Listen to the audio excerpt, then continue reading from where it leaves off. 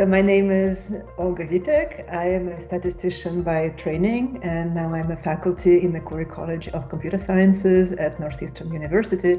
So my research in general tries to understand how biological organisms function at a molecular level, and what is the basic biological function, but also how this function is altered by processes such as a disease, and then how we can interfere or intervene on these processes to bring the system back from, for example, from the disease state to the healthy state. So usually molecules in the organism don't work in isolation, they work together in groups. And so an important aspect of AI is to find out what these groups of molecules are that work together to accomplish this function, and exactly how they propagate the signal from one molecule to the next.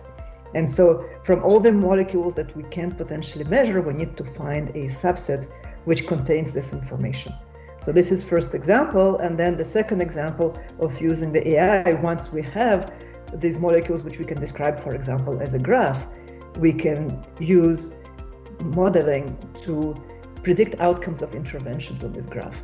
For example, if we have a drug molecule which can silence the behavior of one gene or one protein, the question is how it affects some kind of downstream process, which is a hallmark of a particular disease. I hope that collectively we accumulate enough expertise as a group that we can tackle difficult questions that one professor or one research group cannot do alone.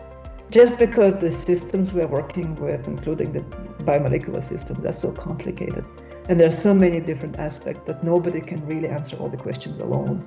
And I think this is really the strength of this larger interdisciplinary efforts, where we have many experts in different areas of science. And I just hope to be in a position where I can just knock on the door of my neighbor and say, hey, have you heard about that? Or how would you deal with this type of problems?